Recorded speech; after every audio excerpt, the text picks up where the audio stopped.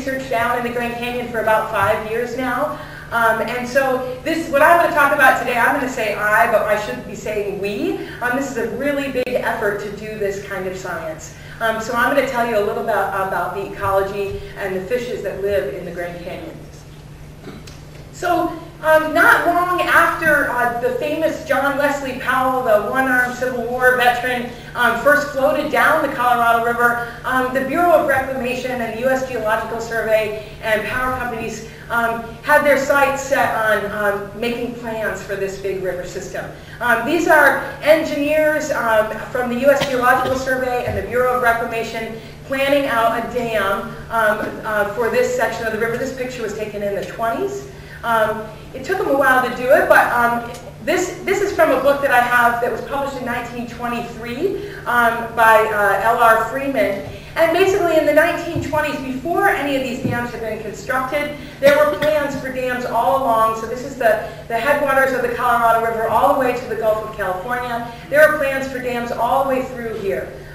Some of them were built, not all of them were. And so I'm going to talk to you today about Glen Canyon. There were plans to put a dam right here in Marble Canyon, which is a big part of the Grand Canyon. And then there were plans to put dams all the way through at the bottom of the Grand Canyon as well. This is Hoover Dam here. A lot of people have been there.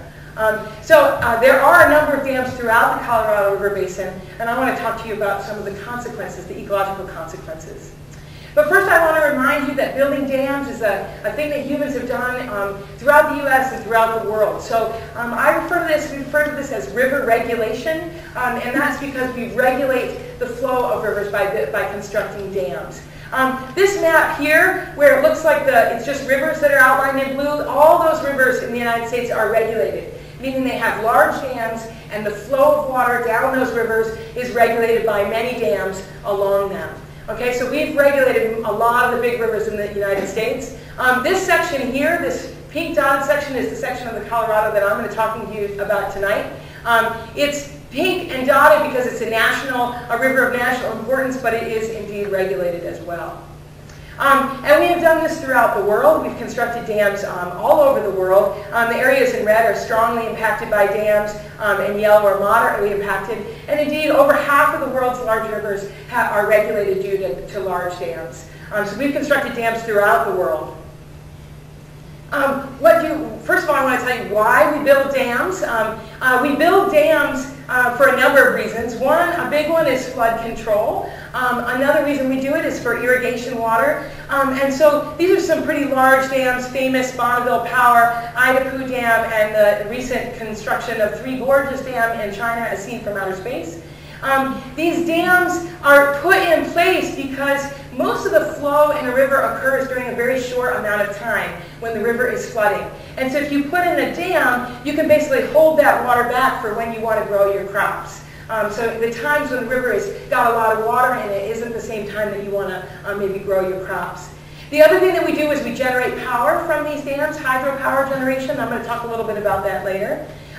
We use the reservoirs for recreation, navigation.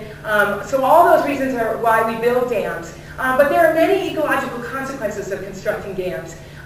First of all, you change the physical template of the river. So you turn a river into a lake. So just that in and of itself is a pretty dramatic change. So if you imagine you're a fish or a river dolphin living in this river, it's no longer a river because it's a lake. And so it changes the physical template. It also changes the seasonal water cycle. So rivers and the organisms that live in them are adapted to having high flows during a certain time of year and low flows during another time of year. And what we do when we construct dams is we hold back those large flows that occur during flooding, and then we make the river an even amount all through the year. So it really changes the seasonality of the water cycles in a river. It also changes the temperature of the river, which I'm going to talk about in a little bit. And what we know about dams is that dams and the construction of dams throughout the world has led to numerous species being extirpated. I want to clarify what that term means. Extirpated is basically removing from a system. So when a species is extirpated, they're no longer there. Now, in the case of the Yangtze River dolphin, the extirpation of them from this river also is coinciding with their extinction, because that was the only place left that they were. But you could have species being extirpated from a river, but they exist in another river, and so they're not extinct, but they're extirpated from there. What we do not know is how river regulation alters food webs. And this is really important, because the consequences of building these dams, there's a big physical change that occurs, but there's also a lot of ecological changes in the river downstream of the dam that may have consequences for species as well. So Glen Canyon Dam was built and completed in 1963. It was the last large dam to be constructed in the United States. This is a great photograph from 1889 of Glen Canyon Dam before the dam was put in. There's a wonderful book of people that went back and took repeat photographs from the 1889 to the present to look and see what the changes are. This is an obvious change. Big, huge dam is there. To give you a sense of scale, those are people there. It's really easy to lose your sense of scale in these photographs. So I'm going to try and remember to show you different things for scale. But the Glen Canyon Dam was, as I say, built in 1963. So again, to give you that sense of scale, this is a huge canyon that it's sitting in, so it's hard to get a sense of how big it actually is. But it's basically half as tall as the Empire State Building, which I'm sure everyone here is familiar with. So it's 710 feet tall. It's a very large structure. Now, what were the effects of Glen Canyon Dam? They were numerous. The first thing is, as I told you, when you construct a dam, you change the dynamic, the patterns of seasonal flow in a river system. And so what used to be the flow in the Colorado River, if you can imagine, the Rocky Mountains are covered in snow in the winter, and in the spring, the snow all melts and comes crashing down the Colorado River in the Grand Canyon, and the river floods. Okay, so in early summer, the Colorado River in the Grand Canyon used to have enormous floods. And then as the Rockies, the snow is all melted, the river comes down, and then it's quite low in the summer. Now that we have a dam, this is what the river looks like all the time. It's always pretty much the same. Okay? So it's flat. We don't have those seasonal floods anymore. Occasionally we have controlled floods, and I'm going to talk about that a little bit later. But basically we took out the seasonality in flow. The other thing that we did with the dam is we changed the water temperature. And this is a dramatic change. If you recall that the organisms that live in a river are keyed and adapted to the water temperature in which they're living. And so before the dam went in, so here's when the dam goes in here, but the reservoir takes a while to fill up behind it, so the bathtub has to fill up behind. What they do in Glen Canyon Dam is they pull water from the bottom of the reservoir to turn the turbines to generate power.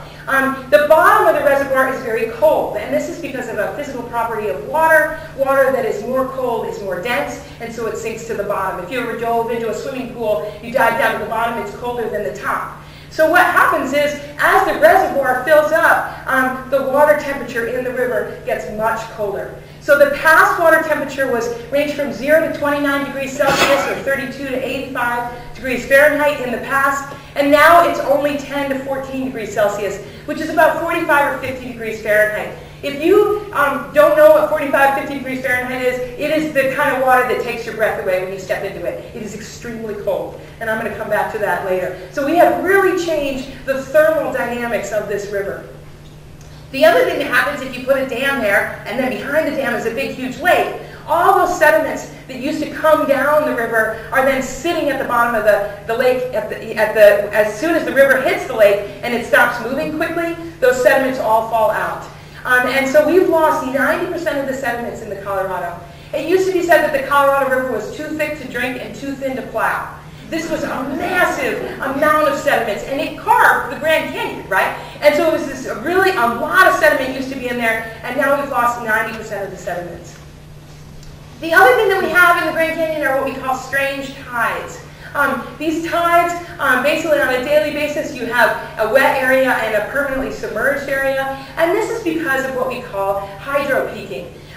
So this is before the dam went in. The USGS started collecting samples in the 20s. Every year the river would get big when the snow melted off the Rockies, and then it would get small, and big and small on a yearly basis. Now it goes like this. The river goes up and down, up and down, up and down every day.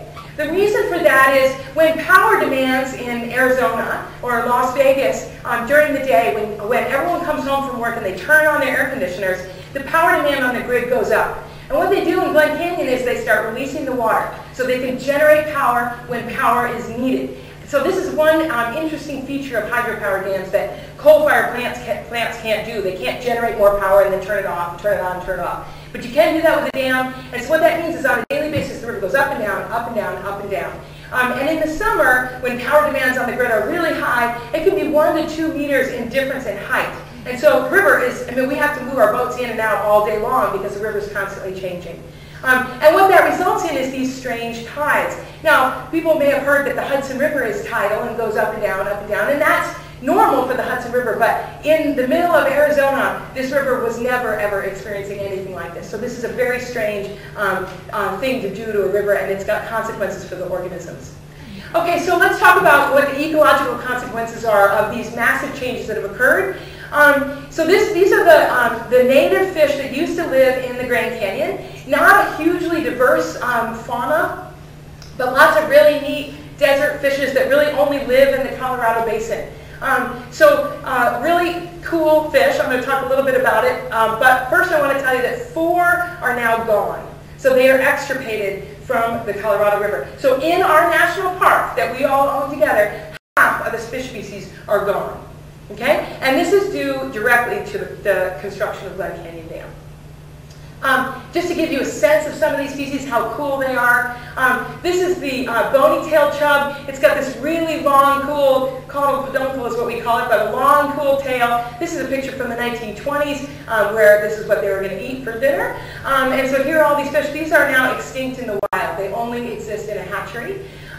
This is the Colorado pike minnow. Yes, it's a minnow. It's a minnow that gets to be 6 feet long. I was trying to find the biggest minnow I could find. They get to be 6 feet long. They have an incredible mouth on them. They are no longer in the river. I'm actually sort of thankful for that.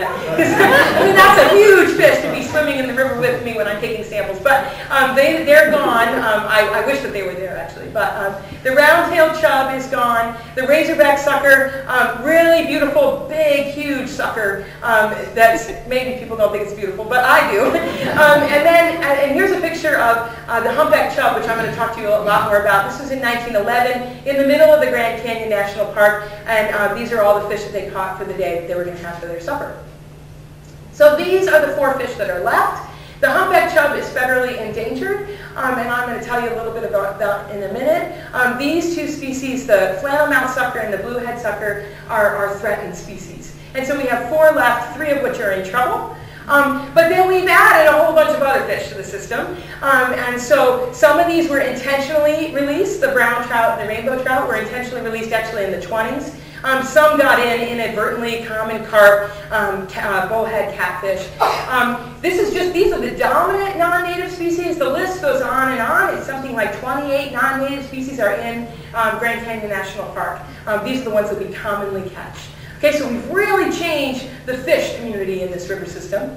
The other thing that's happened in association with the dam is a dramatic change in the food that the fish rely upon. So the invertebrates and the algae has changed quite dramatically. Indeed, all of the native invertebrates, we believe, are not present in the river. There are a couple small midge larvae that we think are probably native, but all the rest of them are gone. And if you think about this, invertebrates are really key to changes in temperature. That's how they time their life cycles. And we have taken the river out of their normal thermal regime and changed it so dramatically that the native invertebrates can't persist any longer.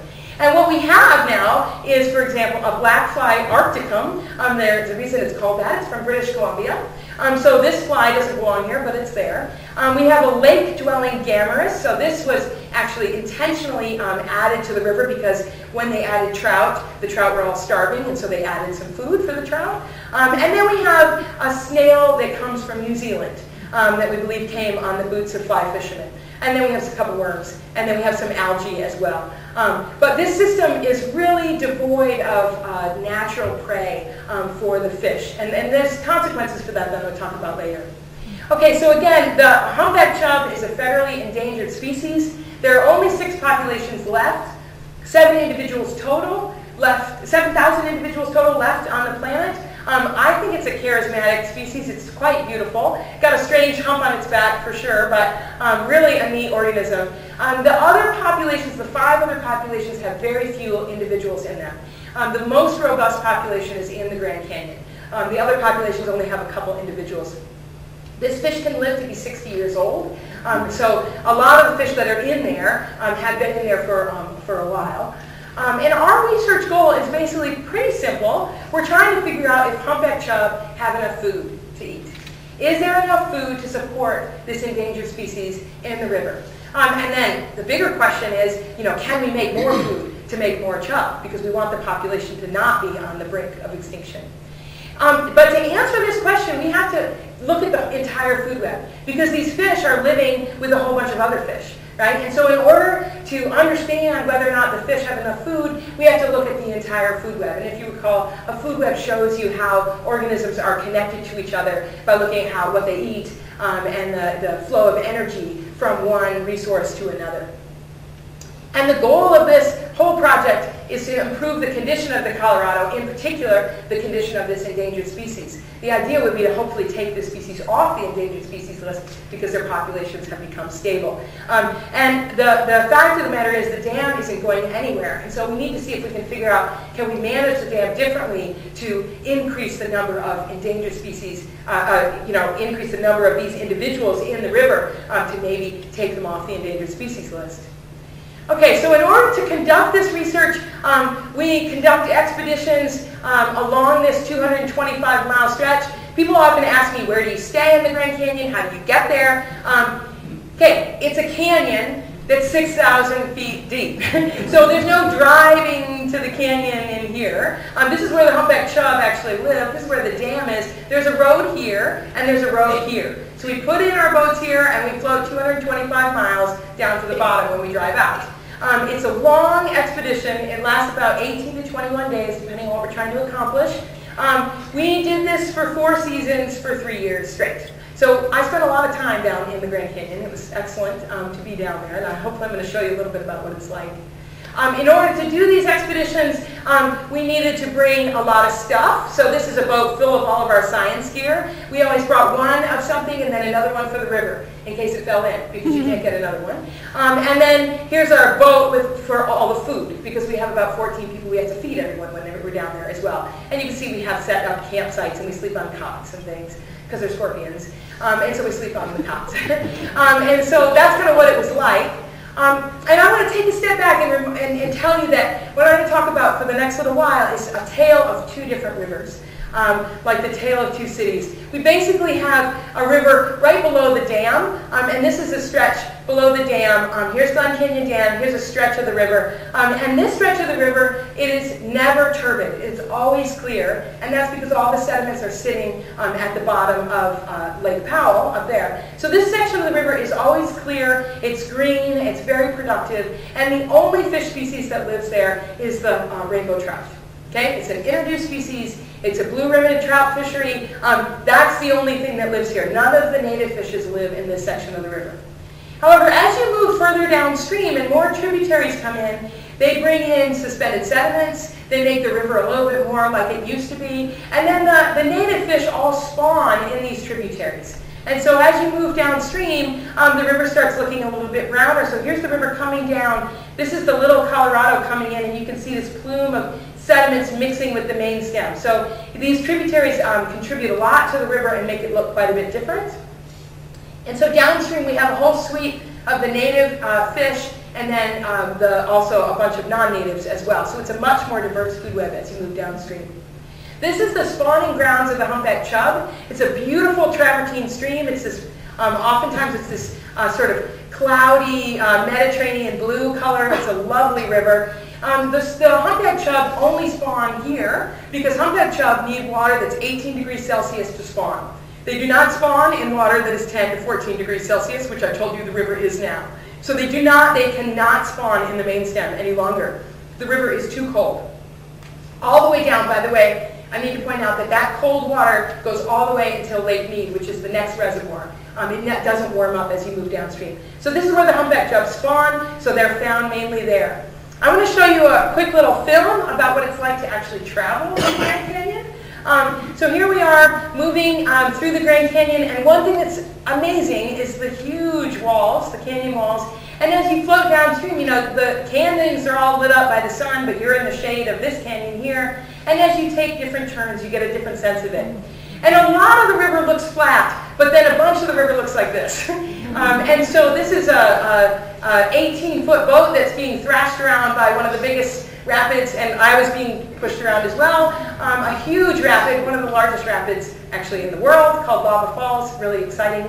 And here's another rapid, and you can see the big canyon walls here. And this boat is that big science boat that we carry all of our gear on, and you'll see it come around here. I apologize, I'm getting thrown around a little bit too in the boat that I'm in. Here you can see it coming, it's getting thrashed around. It makes it for a very exciting research expedition when you have whitewater rafting. And I'm constantly worried about all the scientific equipment that I have in this big, huge boat. So you can see how big this raft is, and it was getting really thrashed around. Okay. Let's see. Oh. Okay. So we study, in order to study the whole food web, we have to sample everything. So we sample the insects, the invertebrates, and in order to do that, remember I told you the water is really, really cold, so we have to wear dry suits. So here we are in dry suits, taking samples. We vacuum off the sides of the cliff faces to get the bugs that live there. We go and we suction off the bottom, we collect rocks, we put a dredge down. And again, we do this a lot. We took a lot of samples. In fact, we took over 2,000 samples during this 3-year expedition, which we collect the samples in the field and then taking them back to the lab and processing them has taken us a lot of time. I can tell you that hopping into a dry suit when it's 118 degrees in the Grand Canyon in the summer is not a fun activity. And so you get into the dry suit and quick jump in the river because it's so hot down there. We also sample fish. So we use electro fishing, which I don't know if you're familiar with this, but we use an electric current in the water. So we make the water, we electrify the water, the fish come up. We don't kill the fish that way, they just get stunned. And then here I am scooping them up. We do this at night just for added fun. We do it at night, and it's because the fish all come to the side of the river so we can sample on the sides. But I can tell you that sampling in the dark in a rapid-filled river at night in the Grand Canyon is really exciting. So there I am, and here we are seining for fish, so during the day, and again, us in our dry suits collecting the fish. We sampled thousands and thousands and thousands of fish. I must have touched, I don't even know how many, hundreds of fish. You get really good at it after a while. Then we have to figure out what everything eats. So we look at their diets to figure out how we're going to reconstruct these food webs, you know. We have to know what they all eat. And so here we are, because remember I told you we collect the fish at night. A lot of the non-native fish we sacrificed and took their stomach contents, and of course we have to do them when they're fresh. And so here I am, it's probably 2:30 in the morning, gutting fish in our lab tent. In the Grand Canyon, so it's not all fun. But there we are. Of course, the endangered fish we are not allowed to kill. We wouldn't want to, and so we pump their stomachs. We gently pump their stomachs to get the gut contents out. This is what it looks like when it comes out of the fish, neatly sorted by one of my students here. So this is what it looks like, and then under a microscope we can tell what all those different particles are. We also wanted to know what all the insects ate, and so this insect is not to scale. They're only about a centimeter long. These are little black flies, they're a centimeter long. We collect them, we bring them back to my lab, and very, very carefully we dissect out their stomachs. If anyone wants to come and volunteer, I can teach you how to do this. You dissect out that beautiful gut tract there and look at what's in there. Okay, so over the years, our graduate students and all of us together combined looked at 1,800 fish guts and over 1,000 insect guts. So this is, I want to impress upon you that this is a lot of work by a lot of people. Okay, so getting right into the data, how many invertebrates are there to feed the fish in the Great Canyon? Well, here's the site just downstream of the dam. Remember I told you that clear water section of the river where there are only trout. There are lots of bugs there. This is the secondary production of bugs, so the rate that bugs are produced in the river. And this is for 3 years, year 1, year 2, and year 3. As you move downstream, this is where the humpback chub live. Not very many bugs. There's really nothing. The production of invertebrates drops way off. There are just not very many bugs down there to feed the fish. So there's a huge decline. We don't know how this compares to the past prior to putting in Glen Canyon Dam. I wish someone had been out there taking samples like we've done, but of course no one was. In fact, we don't even really know what insects were there because people were collecting fish because they were neat, but no one was collecting the insects. So we don't know how this compares to the past. And then we take all that data and we put it together into a food web. And so just to remind you what a food web is, these arrows, the size of the arrows tells you how much food is going from one resource to a fish. So this is a flannelmouth sucker, and you can see they eat a lot of these diatoms, and they eat a lot of these bugs. So they're eating a lot of those. So these are the native fish in the Colorado River. You can see that the flannelmouth sucker and the humpback chub are eating a lot of resources. But don't forget, there are all those non-native fish as well, eating a whole bunch of the resources. And I do want to point out that this is brown trout and rainbow trout. There's not an arrow from the chub to them or to the from the flannelmouth sucker to them. But one of the favorite foods, especially of brown trout and rainbow trout, is juvenile humpback chub. They really like to eat juveniles. So that should be in there as well. This native fish, the flannelmouth sucker, is really dominant. This is where the humpback chub are. A lot of the food resources are going to this native fish. It is doing really well right now in the Grand Canyon. I'm going to talk a little bit about that later. And now the rainbow trout, they eat the same things as the humpback chub, but not a lot of food is going to the rainbow trout in the year that we did this. I also want to point out that a lot of arrows are coming from these two taxa. These are black flies and midges. In fact, more than half of the fish production in the river relies upon these two prey items. This is not a good situation if you think about diversification, right? So you've got a whole bunch of fish species relying on two prey species. So if something happens to one of those prey species, that's going to have huge consequences for the whole food web. So this is really abnormal and not very stable.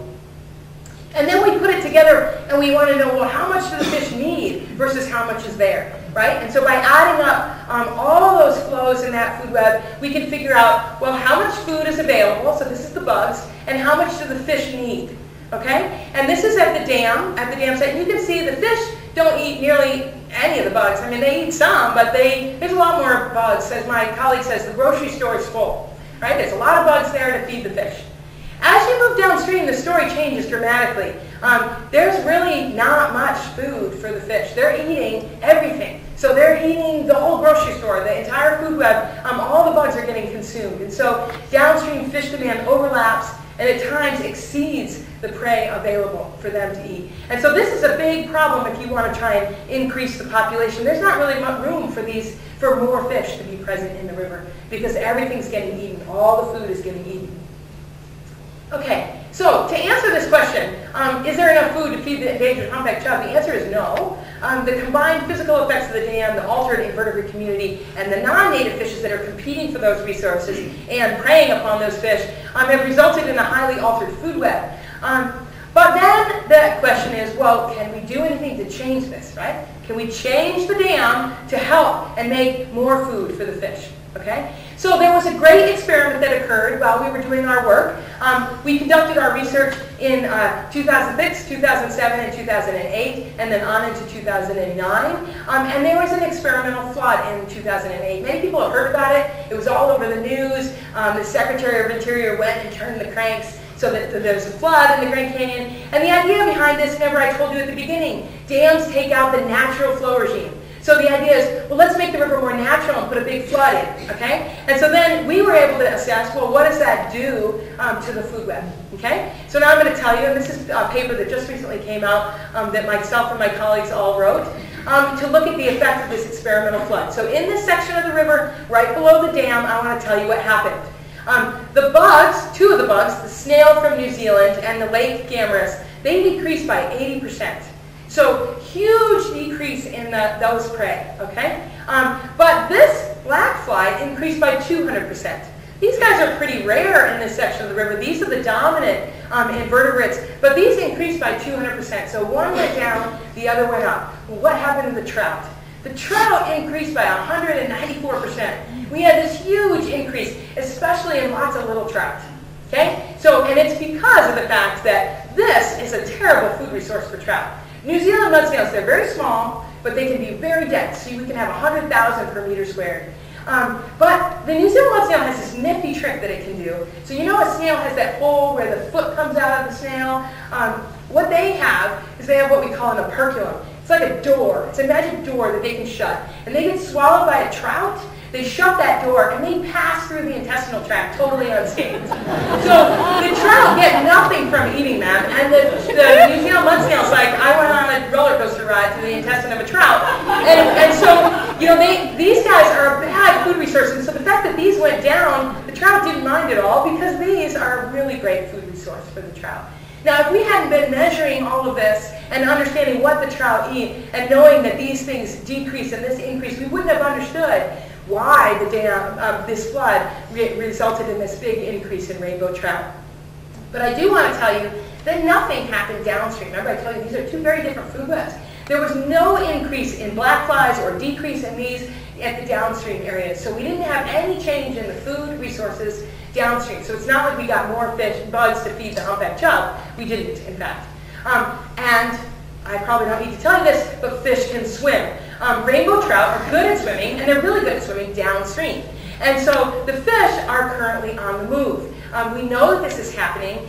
This happened sort of at the end of our research in terms of we were collecting samples, and then we had to stop sampling because of funding issues. And so we stopped sampling, but the fish are currently on the move down to where the humpback chub live. And so there are lots of fish, this increase of 194%, a lot of trout coming downstream, and they're going to potentially influence, and you know there's not enough food to even feed the fish that are there, so now we get this big influx of a population of rainbow trout, which I say love to eat juvenile humpback chub and all the food resources. And so we would argue that because this is a really highly altered food web, you know, this is not a natural river anymore, and so by putting in a natural flood or a somewhat natural flood, it's not necessarily a good thing for a native species, because all we did was make a whole bunch more trout, and that's not a positive thing for the humpback chub. Because if you recall, trout live in this food web. And this was the food web before the trout populations were high.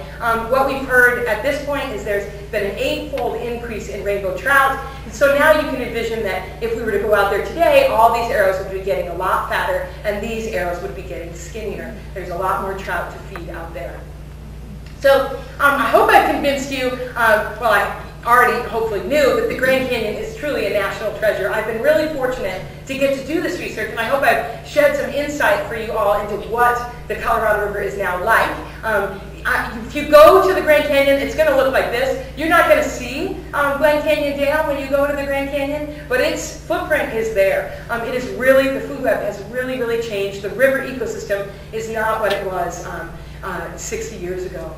And just like our mission in general at the Cary, our research, we actively report back to the managers of the dam and the people who are trying to do this adaptive management. When they did the flood, they thought it was going to be a good thing. We came along with our science and said, you know, it seems like it should have been a good thing, but it was a really bad thing. So now we have to figure out what are we going to do. You know, we probably shouldn't be doing these kind of floods, or we have to do something about those rainbow trout. And so we're really trying to provide the science behind environmental solutions to try and bring this species back.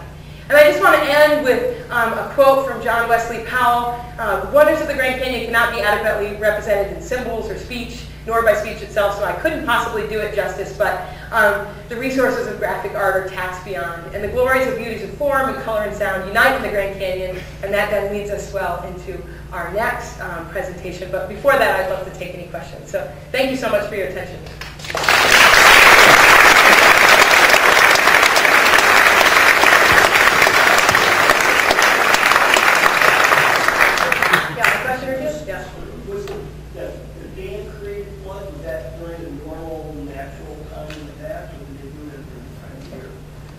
They did do it at, it was slightly earlier than it would have been. It was March 12th, I was down there. So it was a little earlier than would have been in the past. And the other big thing is that the magnitude of the flood was nowhere near what it would have been in the past. So normally the floods were 100 to 200,000 it's cubic feet per second, but a big, huge number, and it was only 40. And so it wasn't quite as big as the floods in the past. And it was not at the same, it was a little earlier than the flood would be. Yeah, good question. Any other questions? No questions? Oh, someone. Oh, wait, it's not there. Question? Oh, yeah, sorry. Can someone catch the excess trout and sell them so that they're... Well, okay, so I didn't tell you this, but the reason that there weren't that many trout when we did our research is that for 4 years prior to us getting there, the U.S. Geological Survey had done a non-native fish control program where right where the Humpback Chub is, they removed all the non-native fishes. So they, with electroshocking boats, they went and with a huge campaign to try and get rid of the non-native fish as an experiment to then see what the Humpback Chubs would do in response to. So the trout population was actually already low because we had gone in and removed them all. The problem is with that, and they got permission to do it for 4 years, and it was a lot of money, but it was a big campaign to try and remove the trout. The problem is this is a sacred site. The Little Colorado River is a sacred site to the Hopi people. And they believe that that when they came from the last world into this one, they came out through the navel of Mother Earth, and that navel is at the confluence of Little Colorado River, right where all these rainbow trout are and the spawning grounds of the Humpback Chub. So the Hopi tribe have said, we don't want a whole bunch of killing to happen at this sacred site. And so, you know, removing trout and selling them is not really feasible. Remember, it's in the middle of a canyon. It takes at least 5 days to get out of there. You know, you can't pull them out any other way. And so it's not really all that viable. Right now, there's some proposals on the books to try and stop them before they get down that far, stop them a little bit earlier upstream before they get to this sacred site, but it's very, very logistically challenging because it's whitewater rapids and it's a hard place to get to. So, good question though. We can take one more question. In your experience, how general is the appreciation for the work that you and your team are doing in terms of the general public and scientific community in that region? How much do they understand and appreciate the preservation of the Right. Sort of depends on who you ask. It's the scientific community is certainly very interested in what we have to say. This is one of the best studied food webs now. We put in a lot of effort to really understand this food web. We thought we had the chance to do it and the funds to do it. So we report directly to what's called the Adaptive Management Group. So currently the whole Grand Canyon ecosystem is run by a bunch of stakeholders that manage it. So the Park Service, the tribes, fishermen, boats, all these people. We report to them, and depends on who they are. Some of them really appreciate our work and understand that, you know, by understanding the food web, we can understand a lot about how this system works. The power companies maybe aren't so receptive.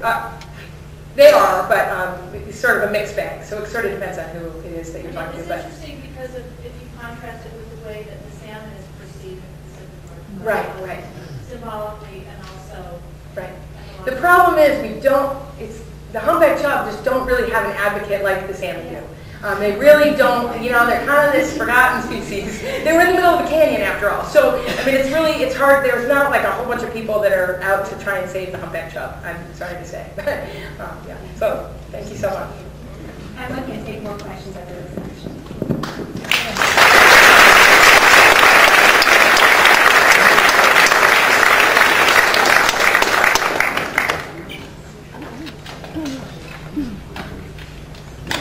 We have some wonderful scientists here at Cary.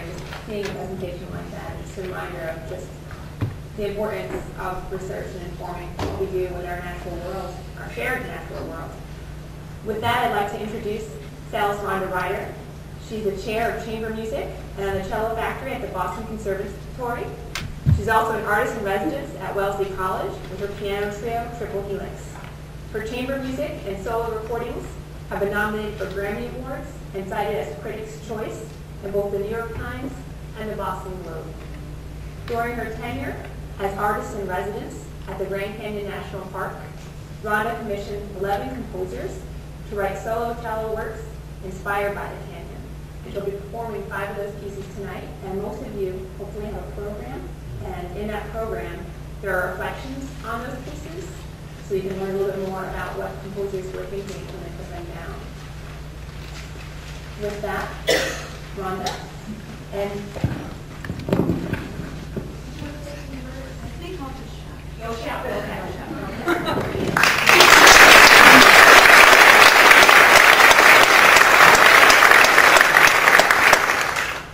So when you think of the Grand Canyon, don't you think of solo cello music?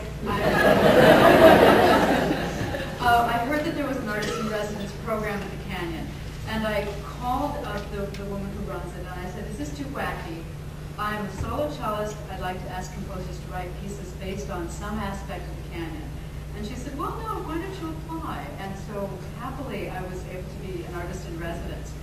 I was there in February, and I was living on, now we're up on the rim, I was living on the south rim of the canyon, overlooking this just magnificent spot every day, working on the pieces, trying to find different sounds, trying to get the pacing right of all of the music.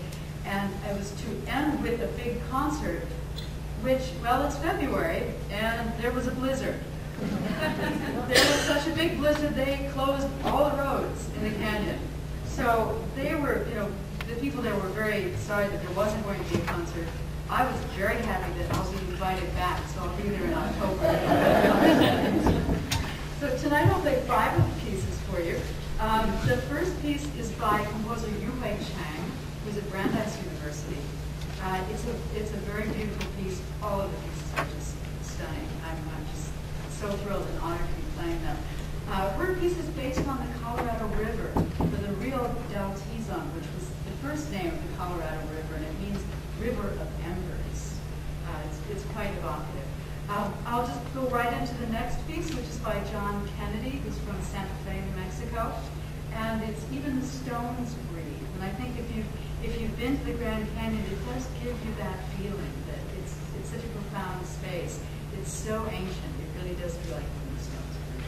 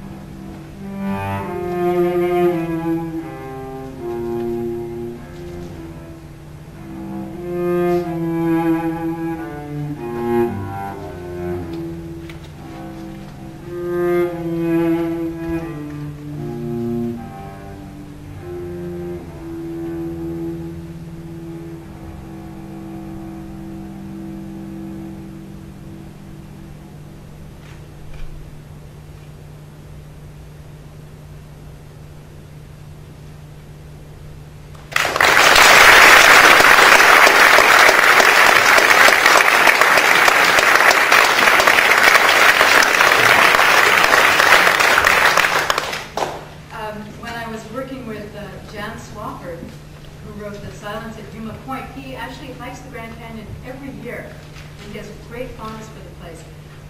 He wanted me to try to make certain very specific sounds, and one is of a small bird called the canyon wren. He said, okay, I'm going to play a recording of this bird for you. Can you do that? He also wanted other sounds. Conversations with him from the canyon by phone would go something like, I want a flock of birds. I'd play something. No, that's too many birds. Droplets of water. Okay, so what little pebbles? Anyway, you'll see.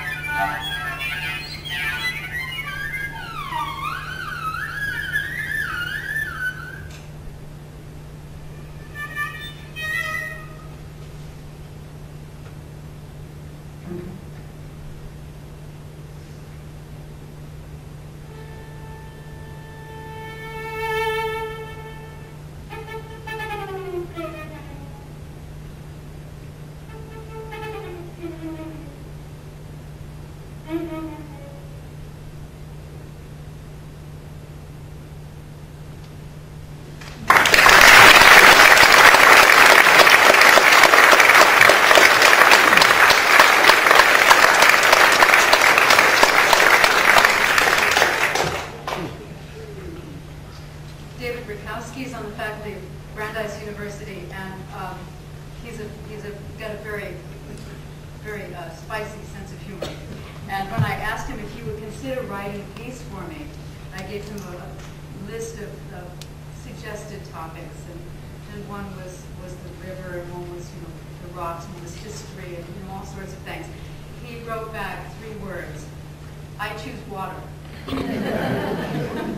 Lushikari means to sparkle or to glisten.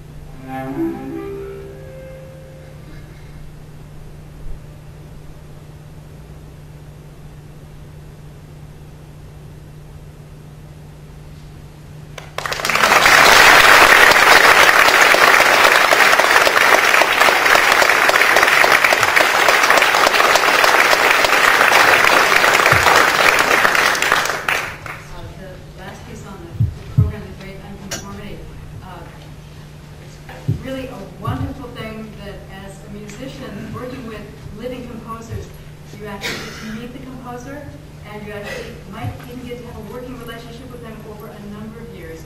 And we're privileged tonight to have Laura Kaminsky with us.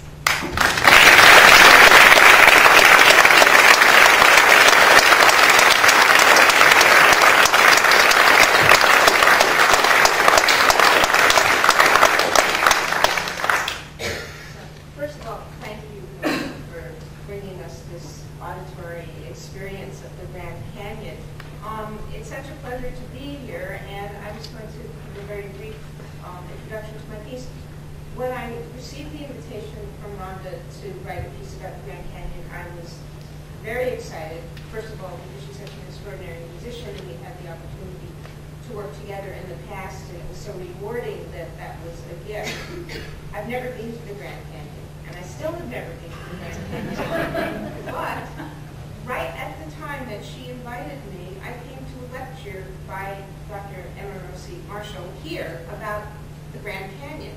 And she talked about the Great Unconformity, which is the missing billion years of geologic history, where these two rock layers abut each other, and they're dated, and there's a missing billion years. And I thought, I lose track of time, but a billion years. And I was really trying to wrap my head around that, and I thought that that would be an interesting concept for the piece. And so I started to think about writing a piece that was with different layers, but somehow they fit together, but maybe something's missing, but maybe not.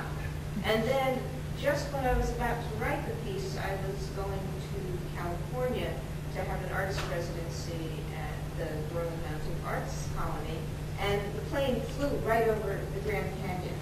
And I finally felt like I was in the Grand Canyon, and gave me permission to write the piece with some level of personal experience. So thank you, and thank Rhonda.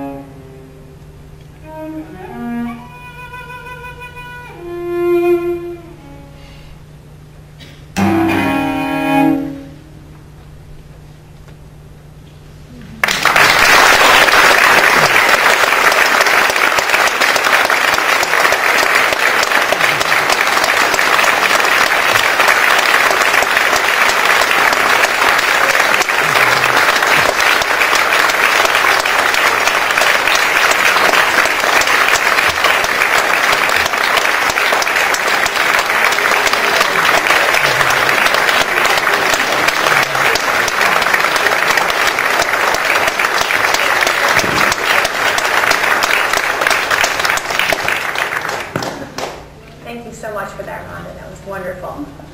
Did you want to entertain a few questions from the audience if we have some? Did we have any questions for Rhonda from the audience, or we would like to bring it to the reception and speak on a more intimate level? Which it all. Oh, there we go. One right here. Are you going to put all 11 of the pieces together in some kind of recording? Because it's dangerous to hear them all and with spoken notes as you hear them tonight and the composer as well. Yes, I hope to do that. I will play all 11 pieces tomorrow night in Boston. And I'm hoping to, after I go to the Grand Canyon, to settle down and do a nice recording of it. So do we have a special sneak preview this evening? Yes. That was wonderful. Wonderful. Sure. Yeah. Well, thank you all very much for coming out tonight, and we'll move on to reception. If you are looking for things on your calendar, please think of CARE. We have wonderful things coming up. This Sunday we have a forest ecology hike happening here on our grounds at 10 a.m. There's more information on the outside table. We also have a wonderful lecture about Fraser's penguins next month, and again the Climate Change Forum. So thank you so much for all coming out tonight. Have a great evening.